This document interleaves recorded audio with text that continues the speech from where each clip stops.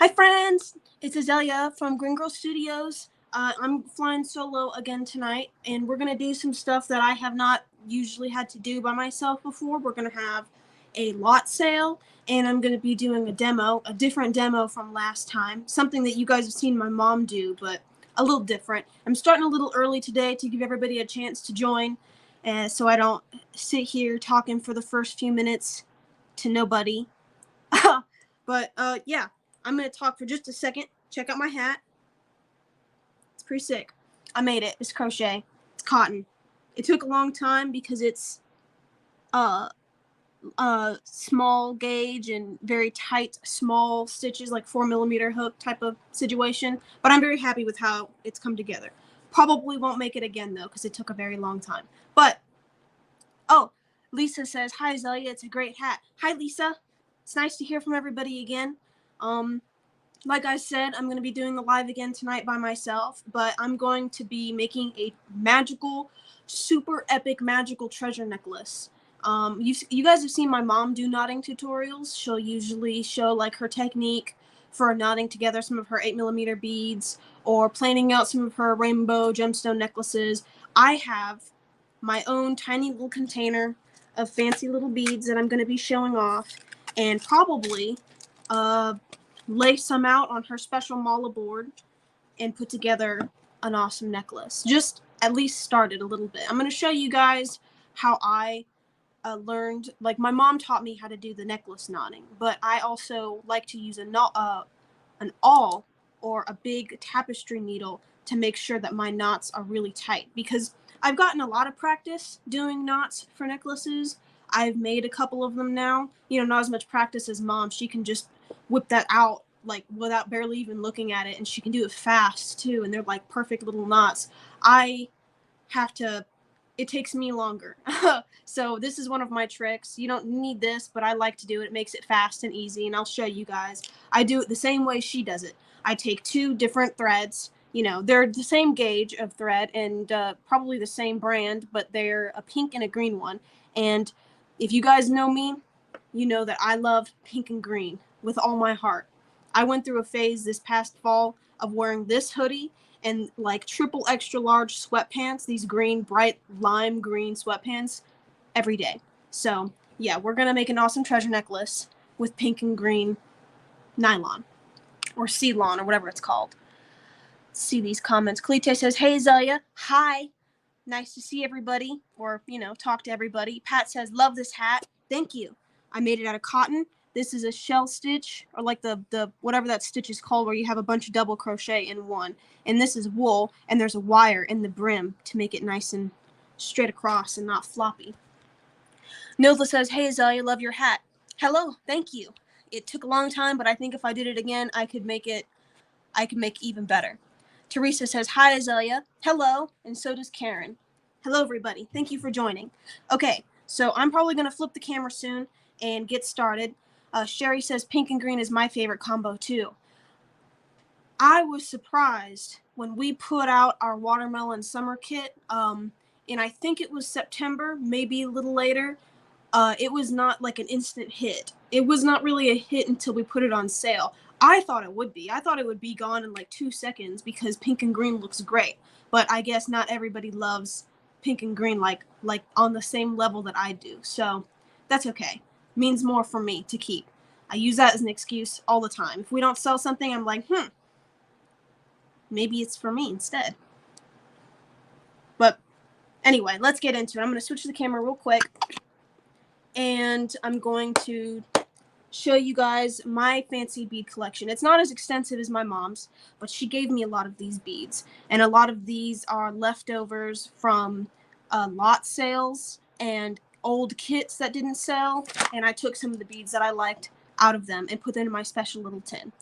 Lisa says, "I'm making a knotted baby azalea fairy necklace with the watermelon summer beads." How cute! I remember filling your order for that. I know the baby azalea. That's me. All right, let's go. If only we could figure out the whole streaming thing with our stream setup, so I don't have to do this every time. I have to flip it on this tiny screen, but it is what it is. All right, here we go. This is my setup. Terry says, Happy New Year, Azalea. So glad to see you. Thank you guys for joining me and coming to see me on this magical Sunday evening. It's nice to hear from all of our friends again. It's been a rough week. So, it feels nice to talk with people and just chill out and make jewelry and look at beads because I love doing that.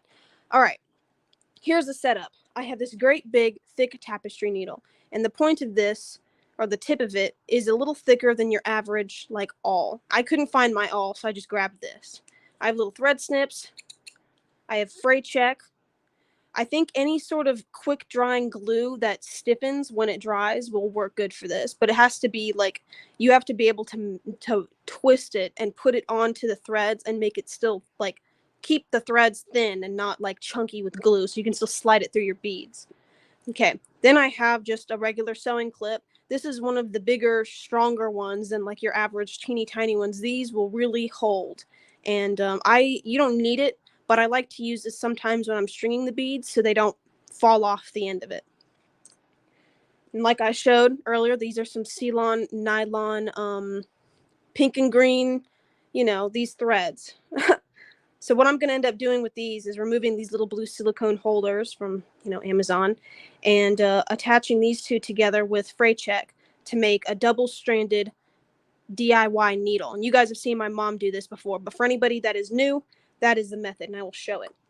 First, though, we're going to plan out using this board all of like the style of the treasure necklace that I'm going to do. And I'm going to start it. I'm going to start the necklace. I'm going to start knotting, but I'm probably not obviously going to be able to finish it on live because, like I said, it takes me like 10 times longer than it takes my mom. All right. Kalita says, your setup is perfectly fine. Thank you. And Lisa says, is that a quilting clip, Azalea? I believe so. I got this in a set from my mom when I was sewing, and it's good for leather. It's good for thick fabric. It's good for fur. It's good for a lot. And you can, if you don't want to make pinholes in your fabric, you can use these. Oh, hello, Suzanne. Thank you for joining us. All right, here's my little tin of some of my special beads. Now, what you can see in here are a couple of old lots that we had put out before that did not get sold, and so I got to keep some of them. This is faceted citrine. I really love it because I love that golden yellow. I used to only want to wear black and use black beads, or I went through my phase of only pink, and I, hated yellow, but I do love citrine. Here's some garnet. We got this actually only a few months ago. I love garnet gemstones so much, but it's so frustrating to show them on the camera because they just look black or like dark brown. But in the light, they are fantastic. They glow. All right, and then I have green garnet. This one is pretty recent too. You guys know my love for garnets and you know my love for green, so these are perfect. I picked out this strand in the hopes of honestly keeping the whole thing, but we ended up selling most of it, and so this is a little piece that I got from that strand. Next, these are a couple beads that I made, that I carved, and these are one of a kind. These don't exist even in pewter, silver, or anything. These are my first pieces that I've made, other than like a couple rings that I've made in the past. This is my son, Marty. I carved these pieces out of polymer clay instead of wax, and I found it a lot easier, but I'm sure there's a lot of benefits to using the jeweler's wax rather than polymer clay. They're pretty hefty. This is Shibuichi. My dad made these for me, and we showed these before, and people were asking if they could get some, but then I realized that the pieces broke when they were being made, and no mold was made from them, I don't think. So these are one-of-a-kind pieces, and if I were to sell any of these, I would just have to remake it entirely. So that's my little Marty pendant. It's a bit hefty, so I was thinking about using this on my treasure necklace, maybe. And then a horseshoe crab. And I went through a little bit of a phase being really into horseshoe crabs this past year because last year, around Christmas time, my mom and I were in Florida visiting our family, and we were walking alongside the water, and I found a horseshoe crab, like this front piece of his face, with the little eye holes and tiny little nostrils and everything, just on the rocks near the sand of the beach. And I picked it up, and he still is sitting in our car. on the front dash. So this is a little pendant too. This one's very heavy. It's got a little bale made out of his tail, and I'm going to make something with that too. Even though from like here you can't really tell what that is, he's my special little guy. Let's see these comments real quick. Oh, thank you guys. Thank you guys for joining. Sherry says, hi, Azalea, and I bet Cynthia too. My mom is at a poetry retreat right now elsewhere, but I hope that she's having a good time because I can cover for her. Lisa says, that looks strong. This? Maybe. Who knows? I mean, it should. I don't think any of these will ever. They're not going to bend or break or anything because I sculpted it hefty, like not dainty at all. These are some clunky pieces, but I do like bulky jewelry, so you know. Jillian says, evening, hello. Lisa says, the gemstones are yummy. I know, these are my favorites. I have a weakness for gemmy, faceted stones that are like bright colors like this.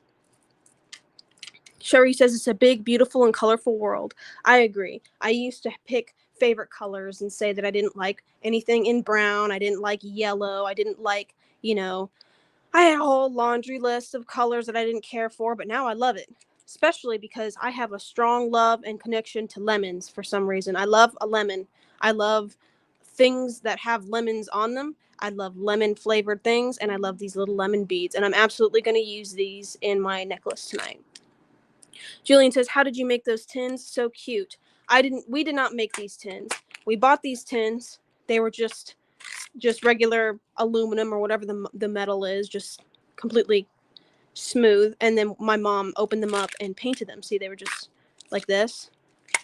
We painted them. We spray painted them. And this is usually how we ship any of our gemstone kits, is we'll take a bunch of tins and spray them according to the kind of the colorway of the tin. I bet this one was for one of our mala kits that was like, lots of pink and purple. But these are my mom's. She likes using these colors.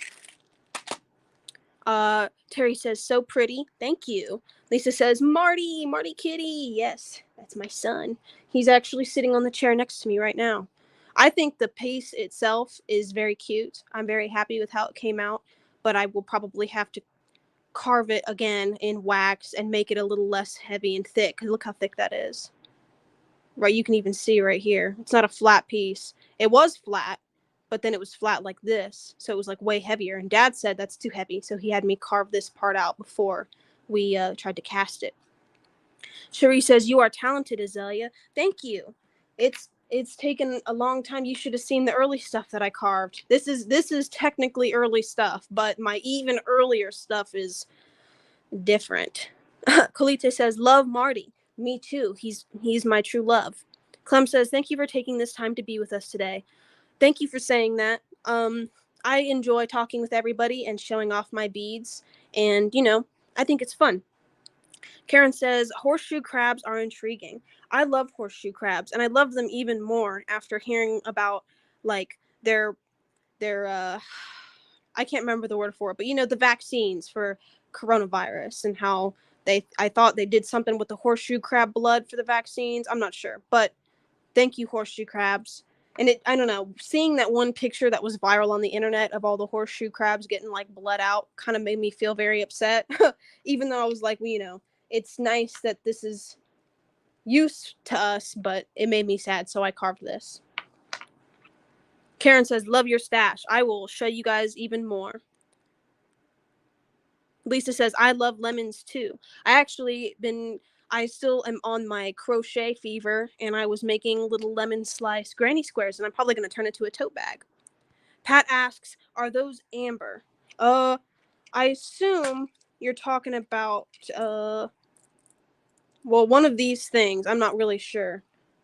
I don't have any amber in this box, and this is garnet, this is green garnet, and this is citrine.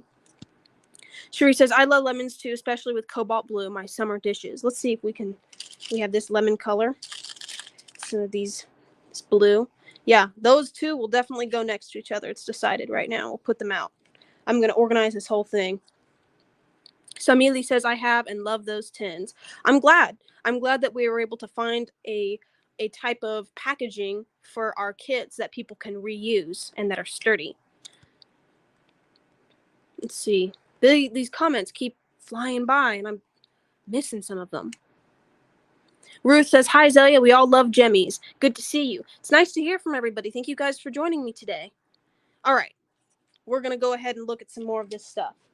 I'm like 95% sure that this is a glass bead, a special type of glass bead from African Village in Tucson. And we had these in our El Dorado kit from this past summer.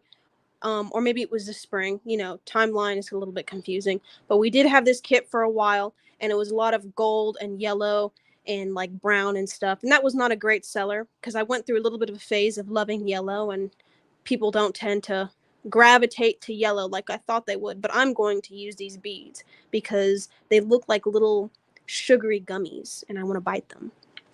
So these will go in here too. I have another one of these lemon beads that'll end up in here somewhere. I'm going to use those up. This is a special type of bead. I'm pretty sure this is also glass, and my mom gave this to me. And it's not like a special gemstone or anything, but I've always loved this look. It reminds me of that, like the dark blue topaz. I can't remember exactly what the word is for it, but there's a type of topaz that looks like this. Now, while this is just glass, I love a semi-translucent, like indigo blue, very dark. I don't know. I just love this bead. And my mom, you know, for a while on my birthday, she would let me pick a new bead out of her special box. And these are the two beads that I think I've picked. I'm not even quite sure exactly what they are. I'm pretty sure this one's glass, maybe. And I don't have any clue about this one. All I know is that they are smooth and I like them. These will also make it onto my treasure necklace. I have seen my mom make some rainbow malas where she only used 8mm beads, or like, you know, 8mm rounds. But I'm going to get in there and get real creative with it and use all different types of facets or smooth, different shapes, different types. I'll put glass right next to gemstone. I'll use silver and gold right next to each other. It's going to be pretty epic. It's going to be extremely disorganized, which is going to make it feel powerful. Maybe this will go here. We'll see how this works out. We'll organize all of this. All right. I also have some bits and pieces that I salvaged from one of our kits that did not sell, or like we had like a couple of them left. This is also a piece from the El Dorado kit. This is just a big gemmy. It looks like a type of like opalite or something. This one I'm thinking maybe this will get to be the centerpiece of my necklace all the way down here.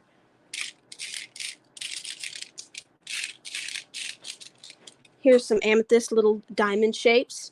I think even though these look like way different from the other beads that I've picked here, I think these will also make it onto the necklace somehow. Oh, my mom is home. She is here.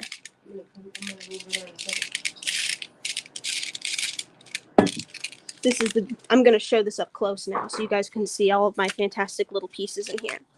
Vicky says, "Hi, Azalea, I'm a little late." Oh, that's okay. We barely even gotten started. I was yapping about my horseshoe crab and Marty beads for like, I don't know, however long it's been. So I've got all different types of little things in here. A majority of this is stuff that I have picked out of leftover kits or my mom's bead collection of things that she hasn't used yet. And it's all just a little like random bits and bobs. Just completely like you've got like these like flat little medicine looking pieces, light blue, and those are like right next to like this. I don't even know what this is. I want to say quartz, but it's probably more than that. Those two should go next to each other too because that looks good. More of these little sugary gummy beads. Definitely going to put those. The rest of these are going to come down. Let's see. Maybe these two can come right like here or something. I know I love this color. I'm pretty sure this is carnelian. And that one would look good right here. Vicky says, "Love pink and blue together." Me too. Let's see. I got a little pink bead right here. This looks like pink opal. Maybe we'll put this in between. Well, we'll make a new combo over here. Pink and blue. I've got some of these kinds of this lake foam color. That one would look good next to this darker green. Yeah, this looks good.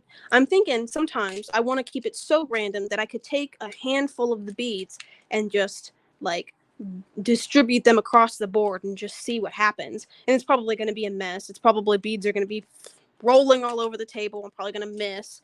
But I think it would be kind of cool to just see what combinations are put together randomly without me even having to look at it. Could scoot these aside. Don't want two big beads right next to each other. Oh, just as I predicted, I dropped a bead. But see, yeah, there's a bunch of random colors together. Just some of the green. Here's one of those gold-plated bead caps from our El Dorado kit. I love a bead cap that fits perfectly onto a bead, just like this right here. Satisfying. A light blue with gold looks extra good. Put that right there. All right.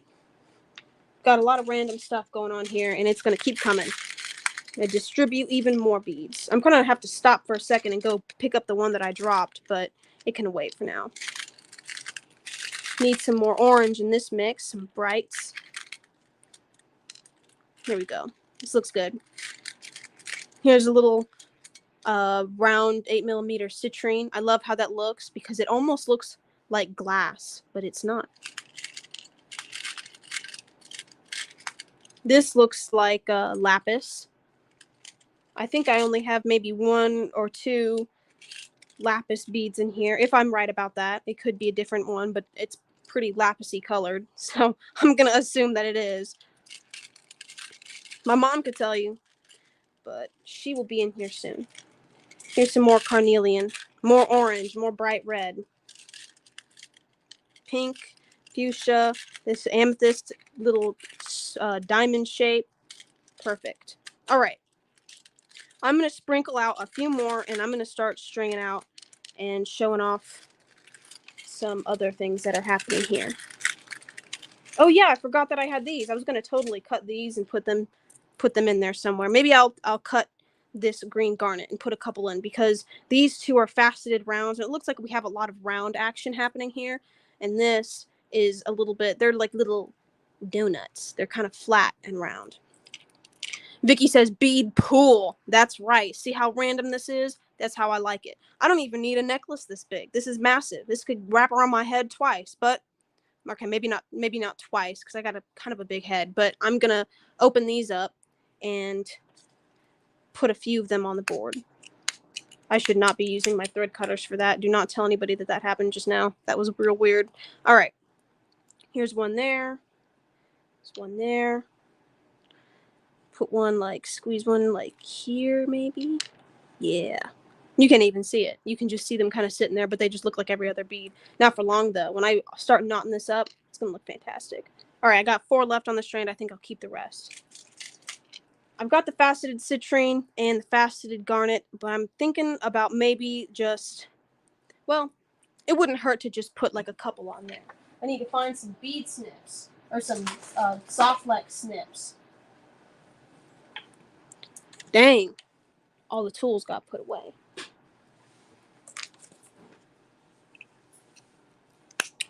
All right. Here's some more yellow to add to this very yellow mix already. Put one at the end here. We'll only use a couple since these are kind of expensive. Yeah, check out this bead pool. It's what Vicky said, bead pool. It's a bunch of random beads that I have found in leftover kits and from your trays of 8mm beads. And then some leftover lots that I got to keep. There we go. Looking good. We'll actually scoot that right there. Perfect. And I think that's it. I'm going to get a move on and show my mom's technique of the fray check on the 2 Ceylon strands. Except these are both pretty thin. In the past, I've worked with like thicker gauge Ceylon, but these are both pretty. I don't know what gauge this is, but I don't think it really matters that much because it's strong and it's going to be double strand of the pink and green together. Nylon. Yeah. So I'm going to take a little bit of fray check. And you can use any kind of thread that will fit through the holes. right? Yeah. Yeah, that's why I picked the kind of thinner ones. Because we're going to make a long needle. It makes it stiff so you can feed it through your beads easier.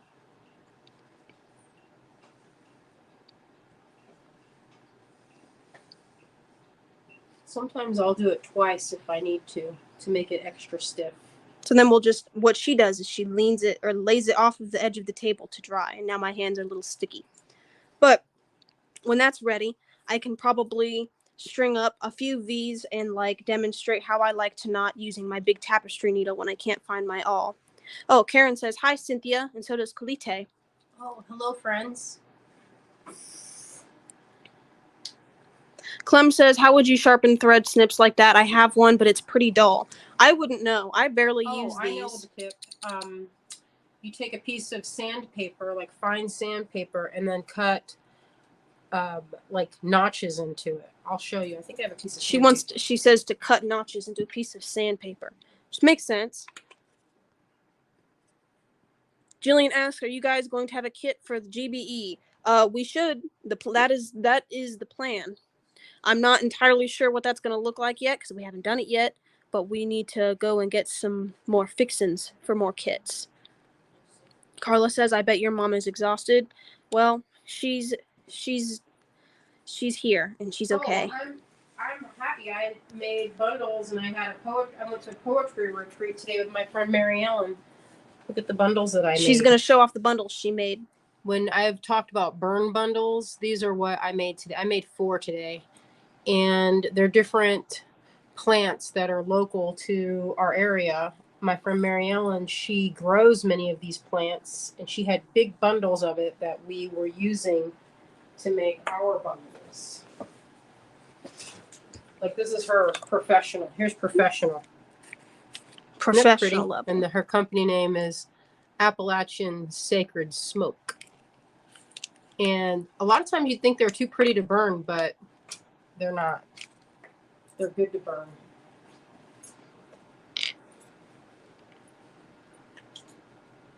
All right, right now I am stringing my beads onto this cord that I made. And since I use the fray check, like you guys have seen my mom do, it makes it into a needle. The 2 threads together.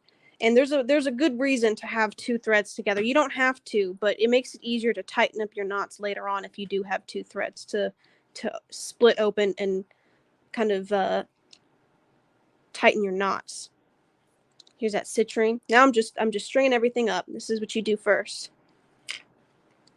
Yeah, you can absolutely use 1 thread, but the 2 threads give you a little bit more security, and it's, I find, easier to knot. You have less chance of gaps. You might have gaps if you don't tighten really well with each knot, but this makes it easy. Oh, there's Marty. He's making cute sounds. He's greeting me. That's my son.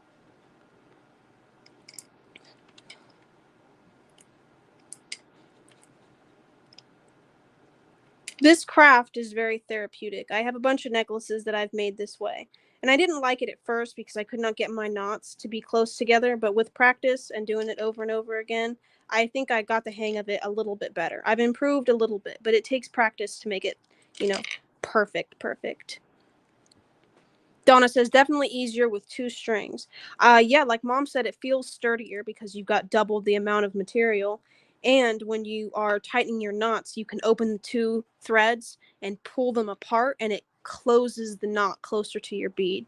And I found that to be really useful, especially since I have a hard time getting my knots super close to each bead. Being able to spread them open is pretty good. This is a very random mix that I've got going. Mom's going to show the example. Okay, so this is a necklace made with a single strand.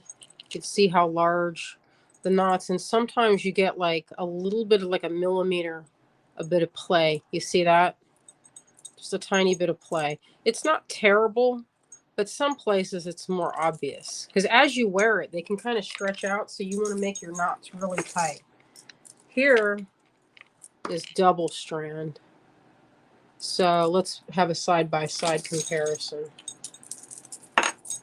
Well, she's not, or threading. Stringing away, I mean. You can see the difference. Can you see that?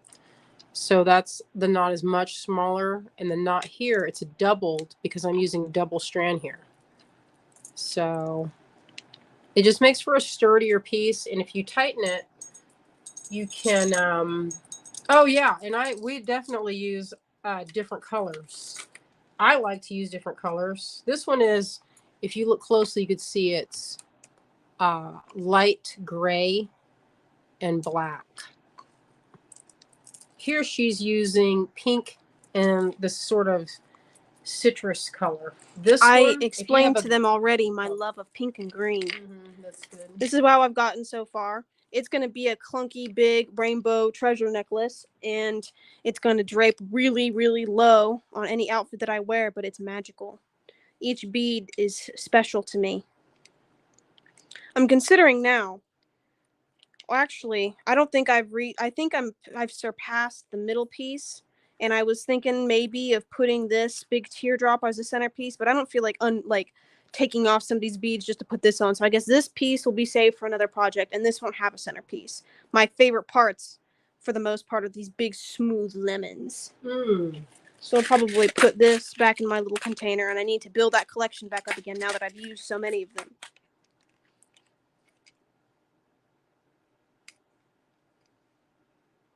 It's like it's like a mala, but like not as uniform. It's like you got different types of gemstones, different sizes and shapes and facets. It's nice to have different textures. Yeah, I think it's very interesting. I would not have liked it so much when I was younger because I wanted things to be perfectly symmetrical and uniform. I don't know what that was about, but having like these like perfect little green garnets right next to, like, right in between some smooth rounds is kind of satisfying because you have a lot of unique shapes. You have rounds, you have ovals, you have this diamond action, you have these weird sugary like little candy ones that I was talking about. You got the big lemons, and you have like this piece that looks like a mint. That African glass, when it starts to kind of absorb the oils of your skin, turns a really pretty kind of color. Or not color, but finish. I like this one a lot. I don't know what this is. I don't think it's glass, but my mom gave this to me for my birthday. That's not glass. That's what I said. I don't think it's glass. That's a carnelian made by carnelian. It's I don't know. I love that. That's a hand carved piece. Texture. You can show yours. I'm almost done stringing. Oh, here it is. Yeah, see, I'm getting inspiration from her style. This was really frosty, like this. This was a really frosty bead, but as it gets worn, it becomes kind of satin finish. It's not quite a shiny, because it's not really shiny, but as I've worn it, it's kind of polished it. And this is one of my everyday necklaces. You've seen me wear this one. And some places you can see where it's not knotted super tight, where the knots have loosened. Well, I don't really see it, but if you have great big bead holes on them, sometimes I'll plug them with, that's like a little silver spacer in there. But that's, that's up to you. Sometimes I'll do that. Add a little bit of those silver charlottes or brass charlottes if there's a big hole. This is a handmade bead right here. I think that's from my friend Donna. I got some beads from her. I think that's from a pack I got several years ago. But I like to intermix different types of textures and colors. All right, almost to the end here, and then I can start knotting it. I'm excited. It's gonna be a really long hanging necklace, and maybe I can put a clasp on it so I can wrap it around like twice around my neck and have it, like, I don't know, a little closer. This is one that Greg made, and this is a type of knotting where it's the knots that were used or macrame knots. So this was a buildup with waxed linen thread. Now, if you have great big holes, this is a good option because you can see that hole is like, that looks like probably 3 millimeters across there.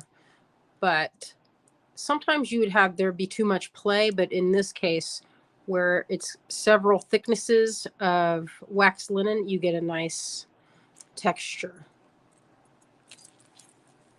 No, this is actually a pretty good length. I'll probably still put a clasp on it just because. All right. I've gotten everything strung up. I'm going to slide my beads down a little farther so I can have some extra space, an extra piece of the tail. So now I have a couple inches right here.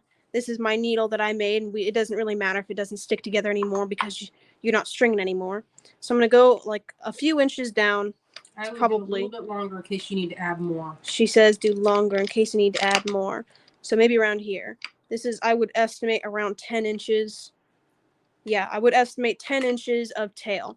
And then I'm just going to put a basic knot. Unfortunately, my first bead on here has a small hole. So this knot, I might not. I'm going to double it up, but I don't have to. So just for this, slide it real easy like. Do it slowly so I can make sure that it lines up. And then now I have this nice big knot in my pink and green. So I'm going to slide this first bead up. And then I'm going to make a loop like I'm going to do a knot. Slide my thing in here. And this is my trick that Mom taught me that I like to use sometimes. Is when your knot is, if your loop is getting small and you're too far away from the bead, I like to take my needle, stick it through that loop, and then it might be tightened around the needle, but then I just slide it. See, I put that needle in there and I slid it close to the bead. I just pulled it and it all slid in there. And then gently take the needle out, separate without pulling it, separate the legs of the threads that you have on there and pull them away from each other.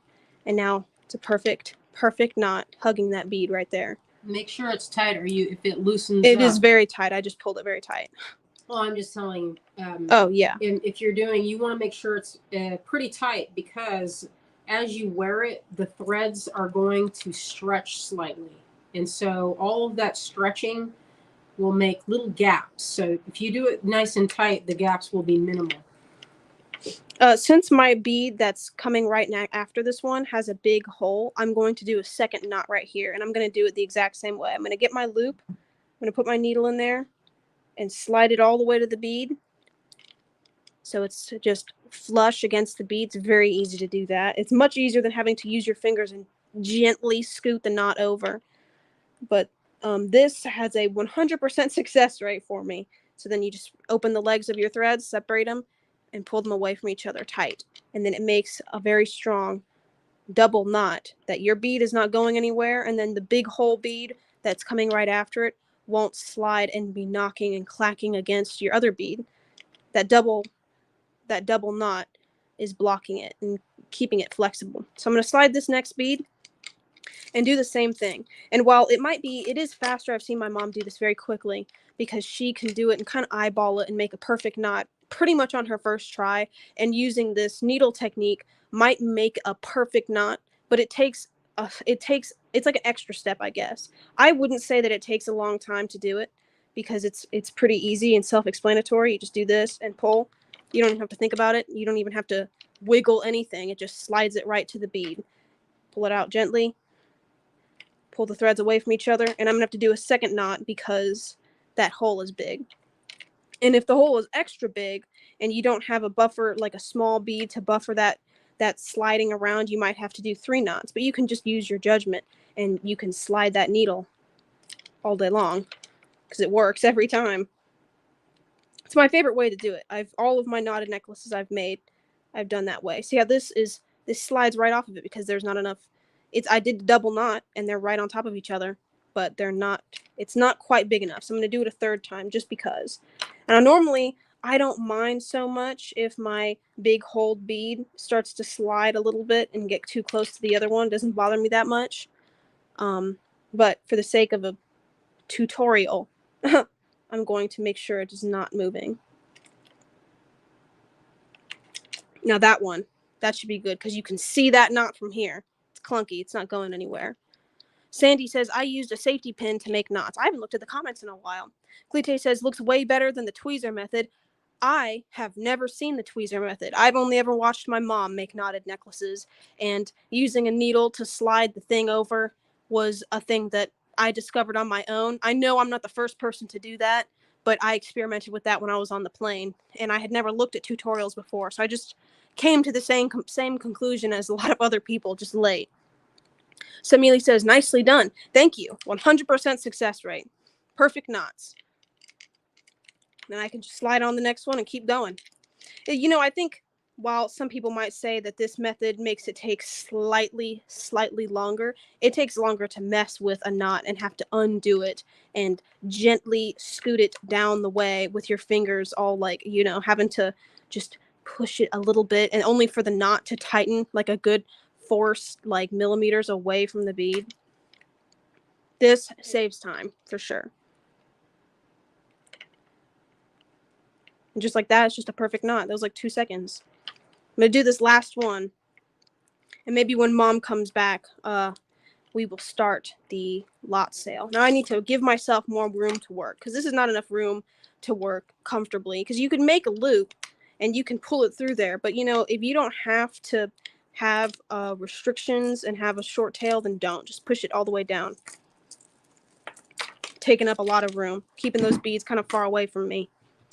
So now I have all this space to make my knots. So I'm just keep going the way we were.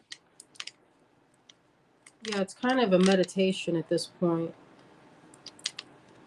Like each knot is kind of like you can do like an affirmation or have something like a gratitude.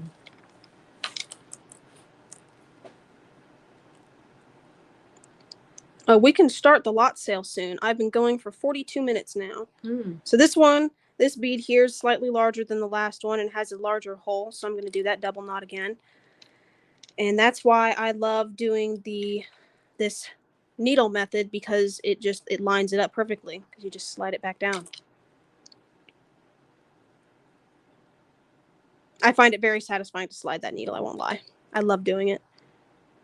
All right, I might have to do it a third time because it is a pretty big hole, which is good that we have kits that have beads that have big holes on them. They're easy to string, but then when you're actually knotting it, you might have to do it more than once just to keep it in the same spot.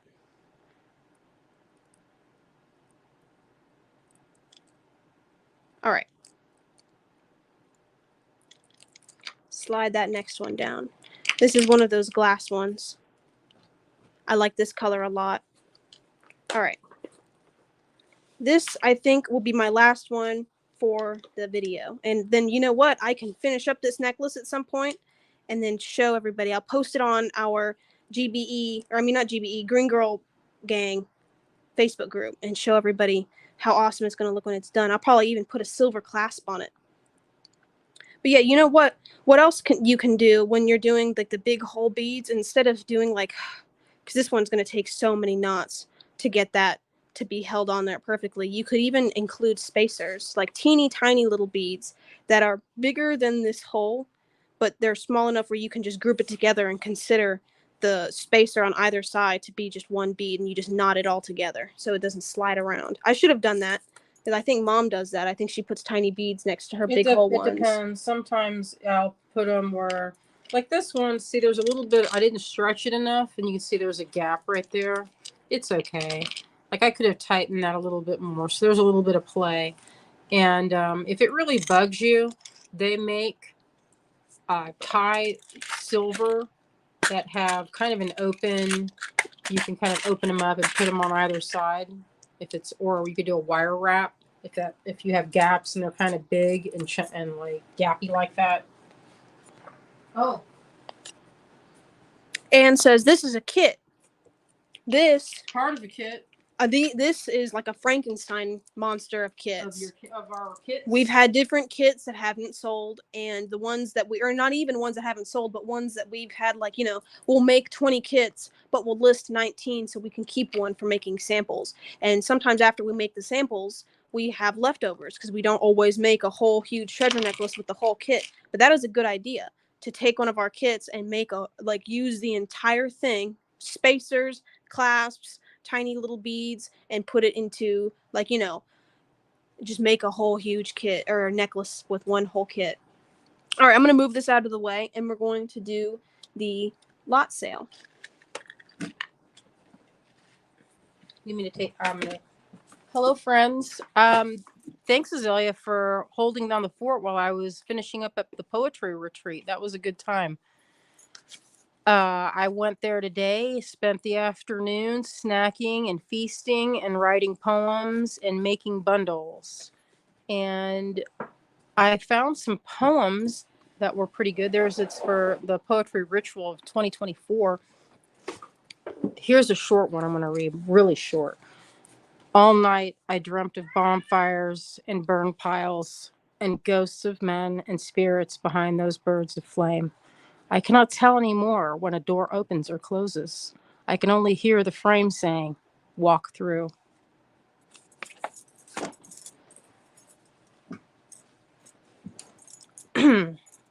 That was a nice one. I would like to read one of mine, but I'm not going to because it's I don't know if it's dark or if it's appropriate. Who knows? I get kind of embarrassed with my poetry. But anyway, here are the burn bundles I made today.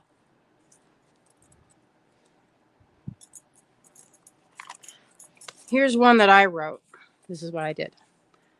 Where is this place between waking and dreaming? A vast space between galaxies, between atoms, between breaths.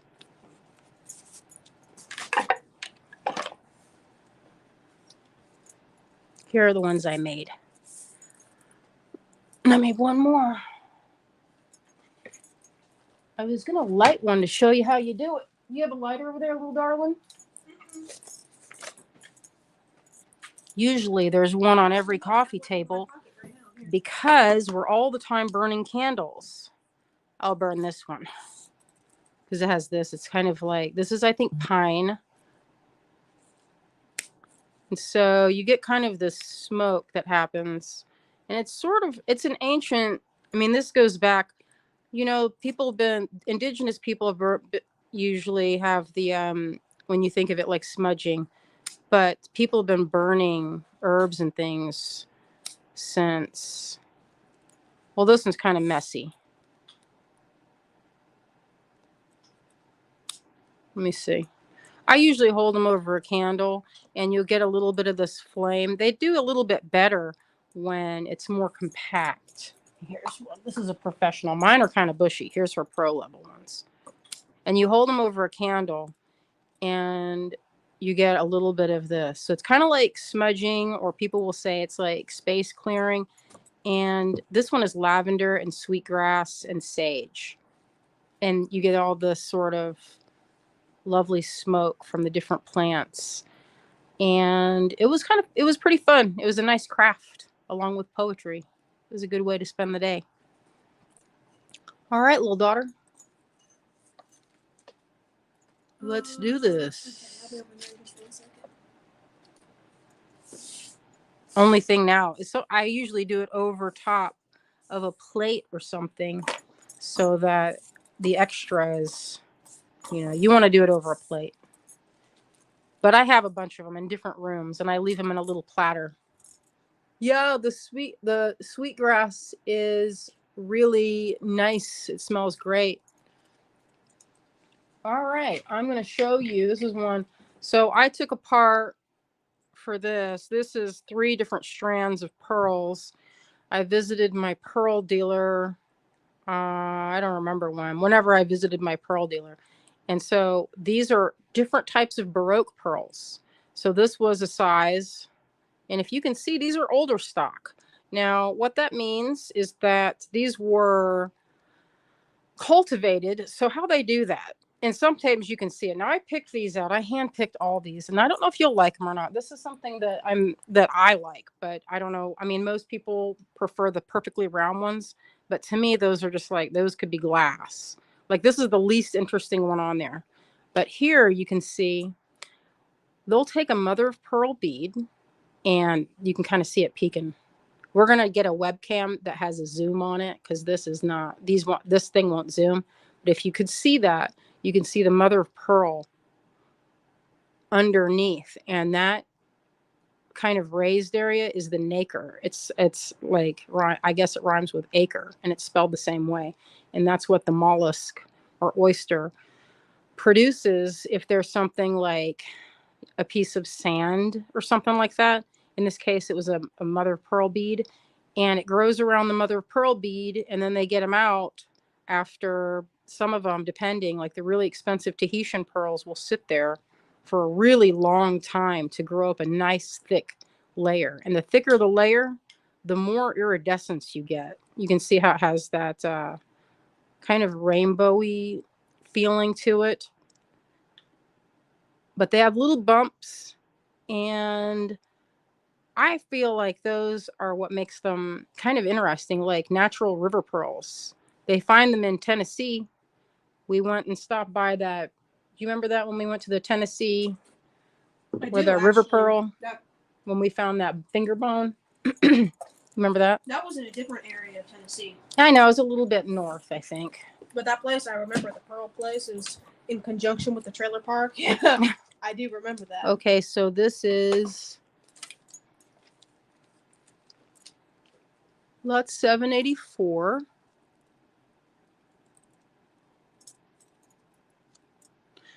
And how many of these lots do we have? 5. We have 5 of those. Yeah.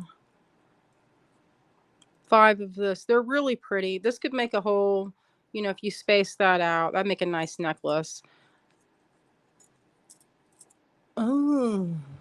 Do I have any river pearls? I do. I have a small strand of river pearls.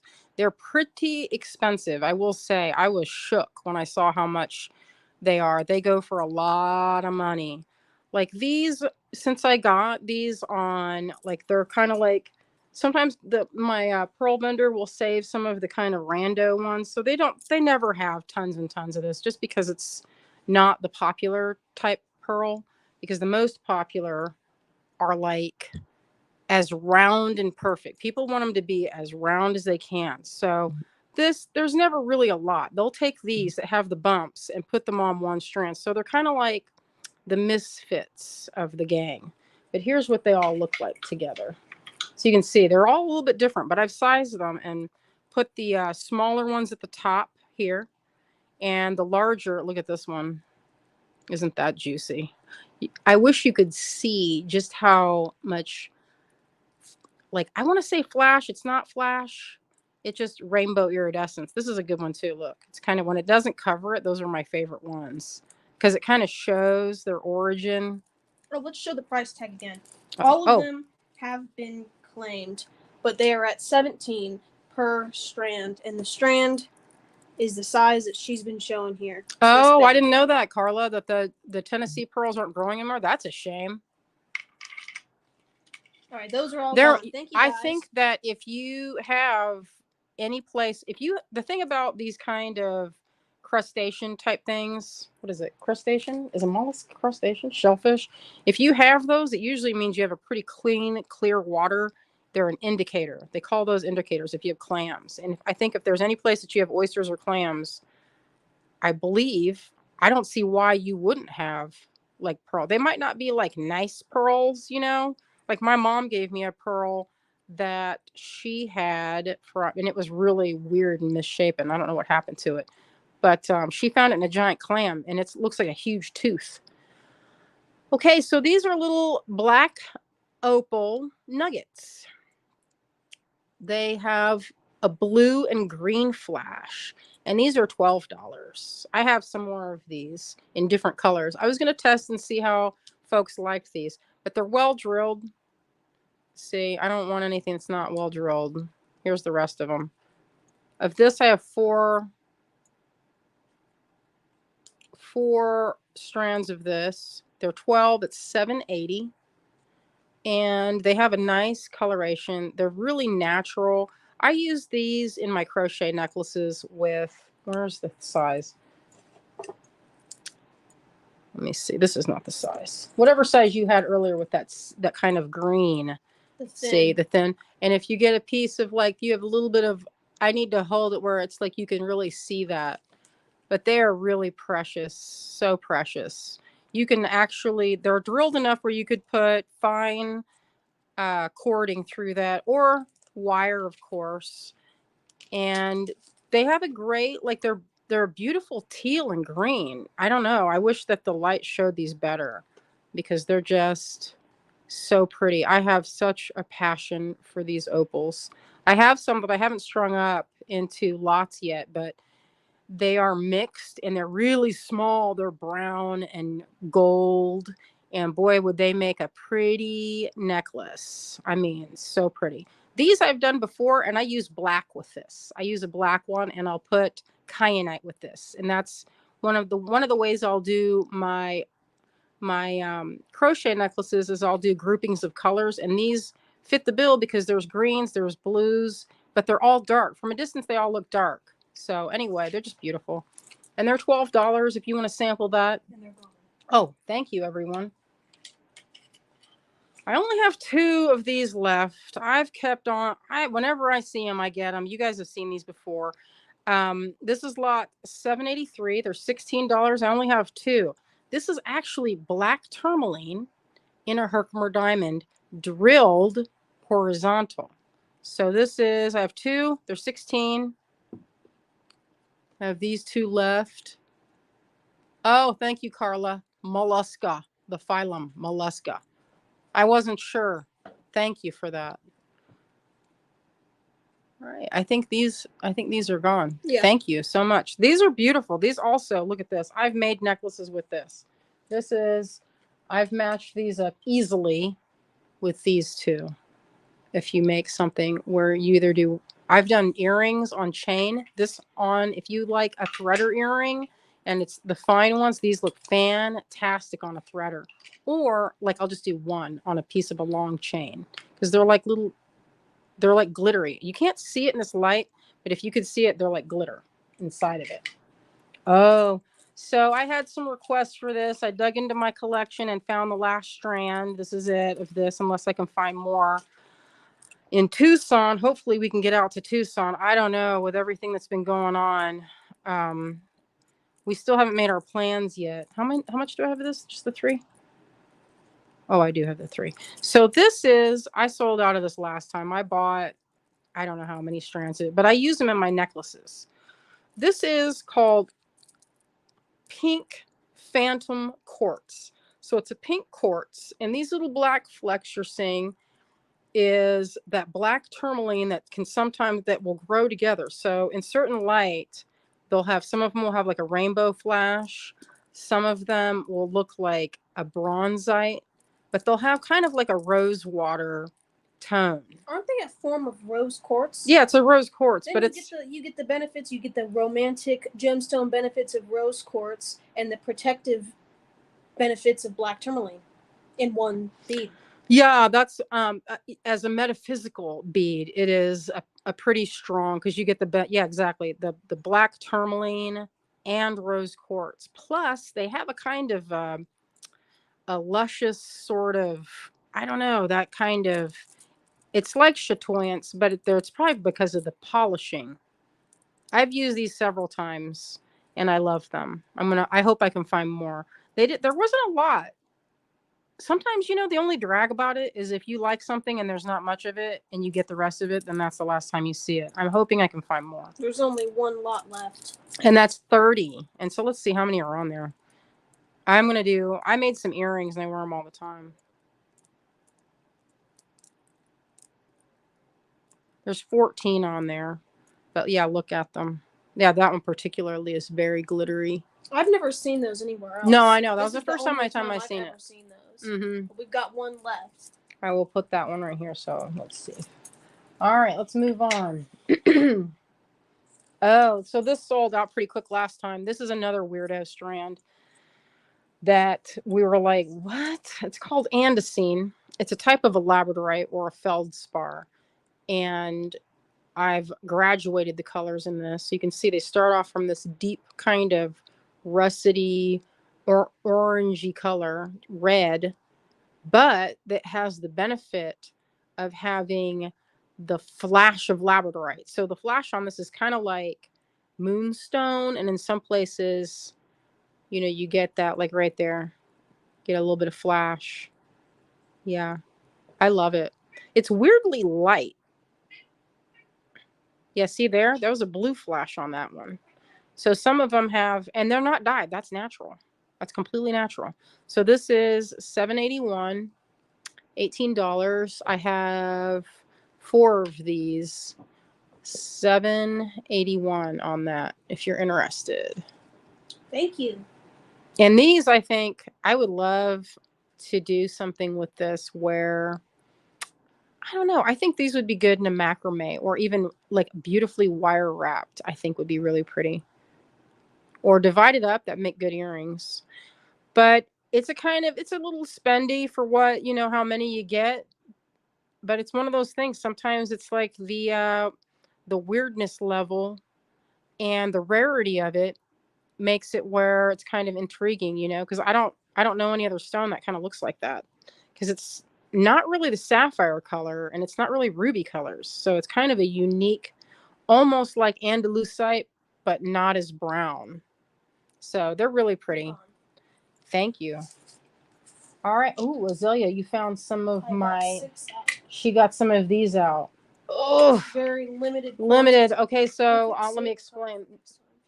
No, let's just do it because she went and priced all these. I priced them according to how they were priced last time. Yeah. So anyway, I've been collecting these for a while. Anytime I find them, so these are vintage. They don't make these like this anymore. They're much smaller. Like this is one that's a little bit more modern, but generally, if you go and you search, you're going to find that they're about dime size now, the more modern ones. And these come from Tibet. And this is there's a lot of work in this. So this is lapis. And the way they make this is they'll drill little holes all throughout, right? And they take wire. This looks like brass wire. And they'll put the brass wire in and tap it in and then polish it. You see how that is? So what you end up with is a beautiful pattern of inlay. And it's like, I think this is considered, it's drilled through this part right here. So it goes like this. And I use these in my treasure necklaces. I have a bunch. And I will look for some more because I'm getting towards the end of my stock of it. And I've been putting them in my necklaces. So what I'm going to do is spread them all out. I know, aren't they beautiful? These, I hoard these. This is turquoise and red coral. I'm going to spread them all out so you can see. And the patterns, what they're making is like an eye. So they're kind of a protection. They're a protection type piece. And Azalea put them like these. I had them actually. She priced them according to last time. But those were on sale. But this is the sale price, because usually these go for about $20 a piece. Seriously, I know it seems high, but that's a lot of work. If you were to make that, man, you would not charge $15. These are my all-time favorite. These ones. And so the blue, look how good that looks. I'm gonna have to find more of this because it's so good. So good. They're so beautiful. And for a focal for $15, even at 20, that's good. This is a little bit bigger one. Look at that. So that's inlay, all that brass. Beautiful work. Great workmanship. They just feel precious. I have my eye out. Like I have a list of things I want to get in Tucson, and the ones that have quartz crystal, for some reason, those are the most expensive, even though this is like 5 times the work. Those go for $20 to $30 each, but I still love them. And I have a few that I've been hanging on to, but man, they're just unreal. I love them so much. Yeah. Oh, somebody's making a mess in there. Are these all spoken for? 1 second. This one is $7.88. $7.87. So Azalea and I were talking about Tucson, if we're going to be able to swing it. I don't know. We've been talking about it to see. I've been going out of town a lot. So instead of busting it and getting ready and trying to have a hustle to make as much money as possible, to go shopping. We were going down to Florida to visit my folks. So we're not a little, we're pretty behind. So we were talking about, Don't worry about that. oh, the orders. That's not what I was talking about. I was talking about um like how I usually make a bunch of stuff in preparation to sell so I can get that last big blast before we go to Tucson. So a lot of my friends are making these packs of bundles that you can get. Like my friend Jill McKay has one going. I know Ava Motherwell has one, and she usually gets really good, like vintage, So if you like our, like if you're into the kind of things that we choose, we were talking about doing the same thing in different price points and buying for those bundles. But it's nice to be able to have a budget. And if you pre-sell it, you have the money up front, you can go shopping, and then you can pick from that and make really killer bundles. And then of course they would be at a discount because I forgot something actually. Oh. We thank you guys so much for showing up and supporting us tonight. We've needed some positivity lately. There is one item left from this evening, and it's this last piece or this last strand of the Phantom Rose Quartz. That one is, I had it upside down. Lot 782 for 30. There's one left, and I think Mom said this was the last of the stock. Mm-hmm. So this is the last thing we have left from the sale tonight. 782. Phantom Rose Quartz. Yeah, if it doesn't sell, that's fine. I know. She's like, I'll use that in my treasure necklace. I use them in my necklaces. I love it. So I think that we're going to do the same. We are going to make these bundles. We'll start adding it because the show is in about 3 weeks. 3 weeks, isn't it? It's beginning of February. End of January, beginning of February. And we're talking if we're going to do a road trip this year. It's kind of up in the air. We don't really know what we're doing. Oh, Karen, you wouldn't do a mystery bundle? What I would do is I would quiz everyone on their favorite stones and what they like. You know what I mean? So it's not like you don't get it and it's all like black obsidian. Not that I would pick that. You would just have to say, do I like their taste? Because that's ultimately what you're doing. You're buying, you could want, kyanite or whatever. But sometimes beads are kind of like fashion in that they're a natural item. And sometimes, when you go, there are stone cutters actively walking around buying minerals because it's not just beads. There are people walking around with great big hunks of remember we saw that huge thing of turquoise and we were like, holy cow, somebody's going to make something crazy. Sleeping Beauty turquoise. It was like a size as big as my face. And I was like, man, lucky. And they have that sent off, to a cutter. And when you do that, you have full control. You know where your stones came from. You meet the miners. You know exactly what you're going to get. And I like getting that because that precious rock. So a lot of our cutters will work with small batch of minerals. And it's kind of fun to be like, hey, Rosh, I know a stone you might like. And I'll tell him my wish list, and he'll go shopping. That Clem loves turquoise. Who doesn't? It's so magical. But like last year when we were going, the only turquoise that we could find was really expensive, and that's because sometimes the miners don't find a lot, or it's like it's been shopped out, or people didn't come, or whatever the reason.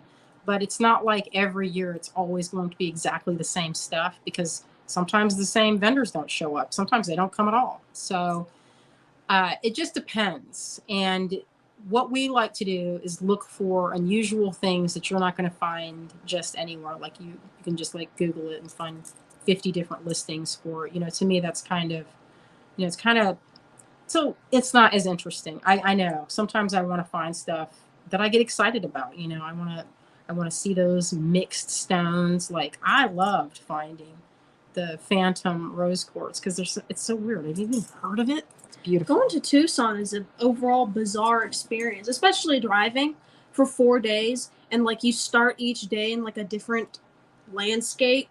and you're going all day long. But we make it fun when we go. We might, who knows if we fly or drive or whatever. Whatever, But basically even whatever just being is. there is a bizarre experience to be hopping back and forth between the different, like the.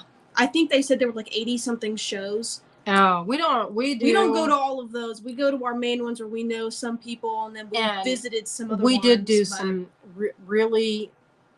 So out in the middle of the desert. Do you remember that one small one that I got all this Japanese garnet that had rainbow? One was outdoors when we went last year. It was like and way out in the desert. Feeling kind of delirious, and I was lost. I couldn't find Mom or Andrew or anybody. I was like everything, like it was super crowded with people, and it was like on a grid, like a city style of show. Like it was like everything looked the same, and I was like, and it was like all hot. And I'm like, I felt that's where you're buying.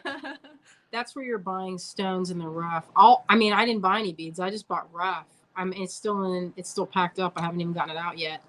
But the goal for that was I was going to put it on my lap grinder and grind them, but I haven't gotten a chance yet.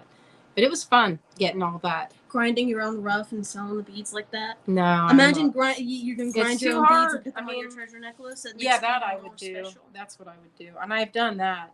But selling them one at a time is a little people would not spend, because you're like, I just spent 3 hours on this bead. It's so much work. So it's better when it's on a finished necklace, because then it's kind of it's justified. Yeah. Oh yeah.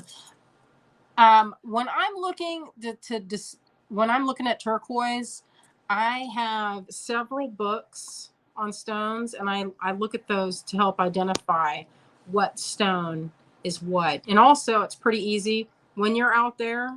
You can't kick a rock without hitting a rock hound, who will gladly inform you of what that rock is. And everybody's running around with a loop in their pocket, like, oh, let me see what that is. I can tell you exactly. I can tell you what matrix it is and probably what mine. That's so cool. It's pretty fun. We will be putting together these bundles, and when I say bundle, I guess it should be like a mystery box. I guess that's what somebody says. You have to identify what's in the mystery, but then it's not a mystery box anymore. Then it's a bundle that you know. Well, I think we have good taste. We're not gonna pick random, standard, like boring, ugly anything. I think what they mean is to identify what is in it when you get it. Oh, yeah. Okay. That I agree. It'll be labeled. So if it is, some folks might not know, hey, this is a rare form of rainbow obsidian. I got obsessed with that 2 years ago. I couldn't find it anywhere. And it seemed like I had some beads from the 90s that had almost like a bullseye effect. They're flat ovals, or not ovals, it was a flat round. They're kind of puffy. And boy, were they just silky, beautiful coloration. I couldn't find those at all. The only rainbow obsidian I could find was in weird angel shapes. I don't know what's up with that. It was not great. But I think we have access to some interesting vendors that hold stuff for us, because we're good. I mean, I've known them for going on 20, I want to say 26 years, but it's probably getting closer to 30 years, actually. I mean, I've been friends with Sarah. Sarah Oler was like my 25th year with Softlex, and I remember her at her very first bead show. And I said, this is your first show, right? And she goes, how'd you know? And I said, I looked at your footwear. She had on stilettos like this high. She didn't last with those stilettos. I saw her next, and like an hour and a half later, and she was running around in flip-flops because she wised up. So, I mean, I've been in the business a lot of years and passionately buying stones for a long time. So people know now what I like, and they hold stuff back because they know they'll sell it to me. They've already gotten emails. Hey, you coming? And I'm like, if I'm not, listen, you know what my address is. You know what my address is. Man, they do. They know my address. So that's something to look forward to. And we're going to do different price points. It's not going to all be, $200 or expensive. It'll be where there'll be enough for everyone to get a good selection. It'll be packaged nicely in a tin, as per usual. And also, don't forget, next week, Great Bead Extravaganza. And Yeah, it's we're going to gonna be try to have a good. kit. It's going to be good because you know what? You guys remember that Beads of Courage is going to be showing up to our little party. And that's going to be great because that's a good cause and that's talented folks. Katie, she knows her way around beading. She's been on shows and magazines for years. She's not going to let you down. So it'll be a very good time. We're plotting and planning a kit now. Yeah, we're probably going to do another sale so we can make some money to get out to Tucson. That's what I mean. Getting That's out there is difficult. Whether you fly or drive, either way, expensive. You'll either have to pay for the flight or you'll have to pay for 3 days worth of lodging on the road, and that means like a Motel 6, like 20 feet off of the highway. Sometimes you don't have a choice, you know, because you'll be out in the middle of nowhere and there's no place to stay except the some one scary motel that's less than a quarter mile off the highway. Yeah. I know. Part of me was like, wouldn't it be fun to have an Airstream? And then I imagined how much gas that would cost. I was like, maybe some other time. But it would be nice to be able to. You wouldn't have to pay for a hotel. Yeah, but that gas is more. I'm telling you. No, of course it is. I'm just saying. The hotels would be like $100. The gas would be like $250 because those are gas guzzlers. They just drink the gas. You. All right, folks. Thank you for tuning in. Azalea, you did a good job holding down the fort as you did last week. That was a good job. Thank you. You did perfectly showing how to knot that. I'm very proud of you. You guys want to learn how to do this type of knotting? This is macrame. This is Greg's work. He did this. You know what? How many times I've contributed to magazines? Greg submits one time and got on the cover of Bead and Button magazine with this. Okay. Wow. I know. I was like, listen, it's not fair. But then that's the way it goes, right? All right, friends. Thank you so much for showing up and joining us this evening. We really appreciate you, and we hope you have a wonderful and creative week. And we're really excited for the Great Bead Extravaganza. We're working on a kit now. It's a surprise, and it will be really good. I don't know what we're going to do for the tutorial yet. We have 3 ideas that we've been bouncing back and forth. We'll figure it out about 2 hours before we go. We decide, I'm always like, no, I'm going to do this one. And at the very end, I change my mind. I'm like, no, this is. I'm more excited about this. So procrastinators in our hearts, but we can go now. All right. We'll see you guys at that time.